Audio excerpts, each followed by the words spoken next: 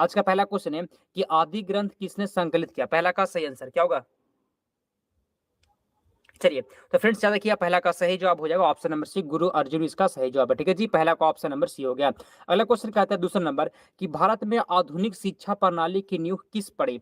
भारत में आधुनिक शिक्षा प्रणाली की नींव जो है किस पड़ी नहीं, कब पड़ी थी? ठीक है, चलिए किससे पड़ी थी? हाँ, यहाँ पे थोड़ा-सा कट गया साइड में, किससे पड़ी थी? क्वेश्चन कहता है जी कि भारत में आधुनिक शिक्षा प्रणाली की नींव किससे पड़ी? 1813 के चार्टर अधिनियम से, 1835 के मैकाले के मिनट से या फिर 1882 के हंटर योग से या फिर 1854 के वुड के डिस्पैच से। क्वेश्चन कहता है भारत में आधुनिक शिक्षा की प्रणाली की नींव किससे पड़ी? दूसरा का सही जवाब क्या हो जाएगा? तो फ्रेंड्स सही जवाब है, याद रखिएगा जी, 1835 के मैकाले के। ठीक है फ्रेंड्स, यहाँ पे मिनट नहीं होगा, याद रखिएगा। दूसरा का ऑप्शन नंबर बी हो जाएगा। चलिए अगला क्वेश्चन कहता है जी तीसरा नंबर क्वेश्चन है कि सती प्रथा का अंत करने तथा ठगी को समाप्त करने का श्रेय किसको जाता है? सती प्रथा का अंत, ठीक है, सती प्रथा का अंत करने तथा ठगी को समाप्त करने का श्रेय किसको जाता है? चलिए क्या होगा सही जवाब इसका? ठीक है, क्या होगा सही जवाब इसका? चलिए तीसरा का आंसर बताइए आप सभी, क्या होगा तीसरा का आंसर? कौन बताएगा जी? कमेंट करिए, कमेंट करिए तीसरा का सही जवाब। क्वेश्चन कहते हैं कि सती प्रथा का अंत और ठगी प्रथा को समाप्त करने का श्रेय किसको जाता है? तो याद रखिएगा सही जवाब है लॉर्ड विलियम बेंटिंग को। तीसरा का जो लोग ऑप्शन नंबर बी बताए हैं आपका बिल्कुल सही जवाब है। चलिए आगे चलते हैं हम लोग। चौथा नंबर क्वेश्चन यहाँ पे कि निम्नलिखित में से अवध के स्वायत्त राज्य का संस्थापक कौन थे? अवध के स्वायत्त राज्य का संस्थापक कौन थे? सुजाउद्दौला, शहादत खां बुरहानुल मुल्क, सफदरजंग या फिर शेर खां? तो फ्रेंड्स सही जवाब है, याद रखिए आप ऑप्शन नंबर शहादत खान इसका सही जवाब है। चौथा का ऑप्शन नंबर बी हो जाएगा।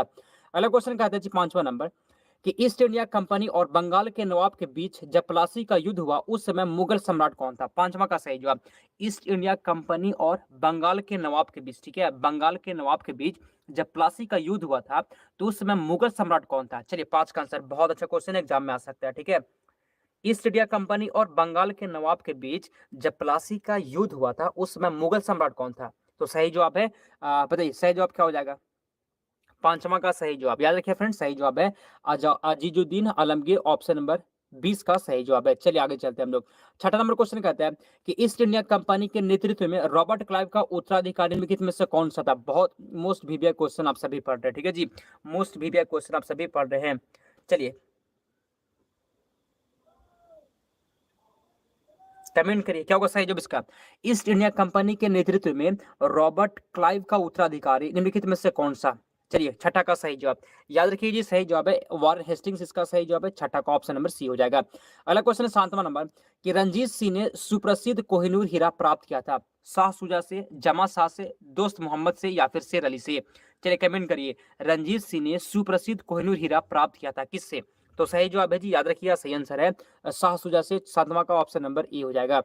आठ नंबर क्वेश्चन कहता है, आठ नंबर क्वेश्चन है कि महाराणा रंजीत सिंह के उत्तराधिकारी कौन थे? महाराणा रंजीत सिंह के उत्तराधिकारी कौन थे? बताइए क्या होगा सही जवाब? आठवां का आंसर महाराजा रंजीत सिंह के उत्तराधिकारी, महाराजा रंजीत सिंह के उत्तराधिकारी कौन थे? सही जवाब है जी, याद रखिए खड़क सिंह इसका सही जवाब हो जाएगा। ठीक है, खड़क सिंह आठवां का ऑप्शन नंबर सी इसका सही जवाब है। आगे चलते हैं हम लोग। नौ नंबर क्वेश्चन कहते हैं कि किस सिख गुरु ने विद्रोही राजकुमार खुसरो की सहायता रेगुलेशन धन एवं आशीर्वाद से की थी? क्या होगा सही जवाब?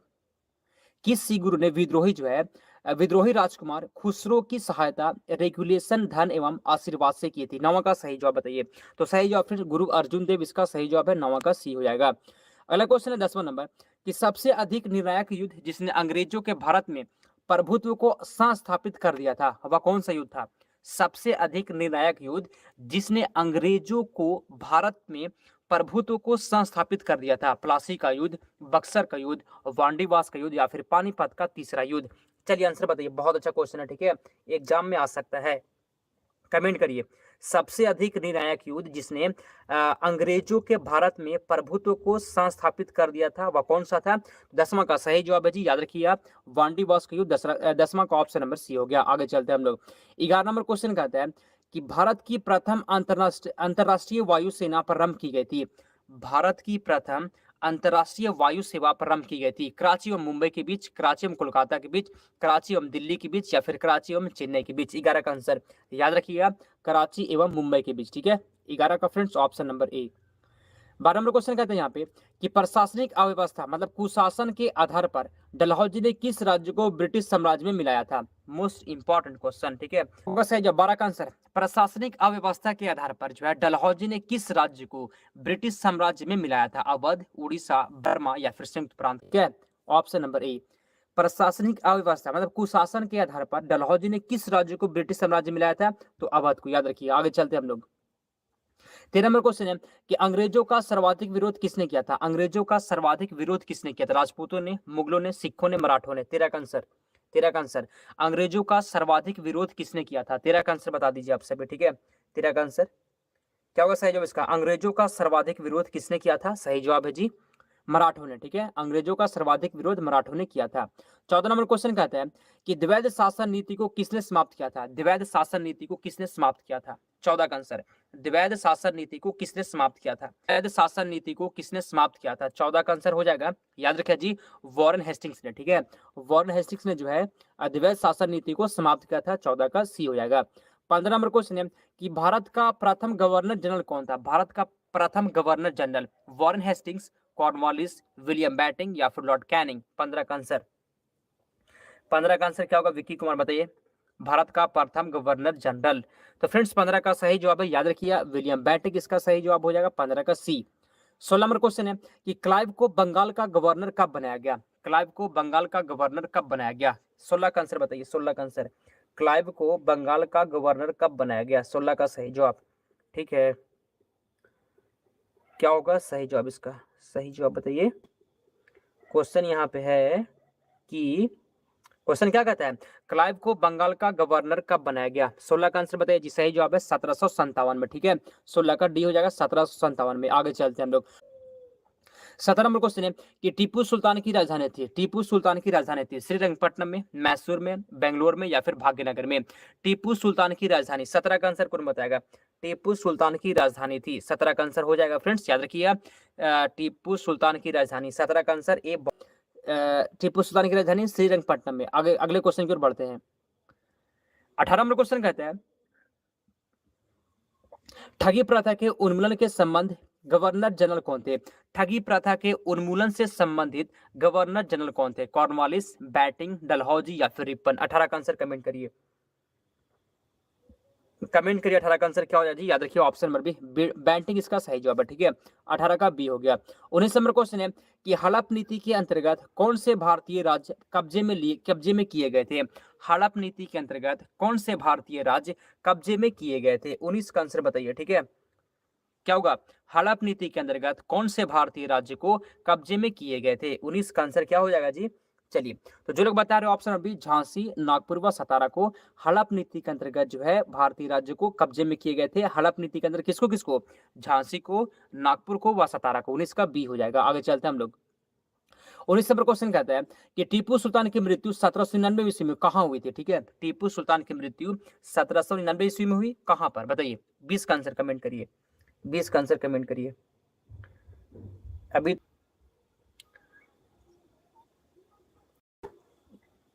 समझे जी, कमेंट। टीपू सुल्तान की मृत्यु 1799 ईस्वी में कहाँ हुआ था, कहाँ हुई थी? 20 का आंसर सही जवाब है जी, याद रखिएगा श्रीरंगपट्टनम में, ठीक है। 20 का ऑप्शन नंबर सी हो जाएगा। अगला क्वेश्चन है 21 नंबर कि सुगौली की संधि किनके बीच संपन्न हुई थी? सुगौली की संधि किनके बीच संपन्न हुई थी? 21 का आंसर बताइए, 21 का आंसर। सुगौली की संधि किनके बीच संपन्न हुई थी? आंसर बताइए इसका। सुगौली की संधि 21 का आंसर। सुगौली की संधि 1816 ईस्वी में किनके बीच संपन्न हुई थी? सुगौली की संधि, तो सही जवाब है ईस्ट इंडिया कंपनी और नेपाल, ठीक है जी। 21 का ऑप्शन नंबर ए हो गया। आगे चलते हैं हम लोग।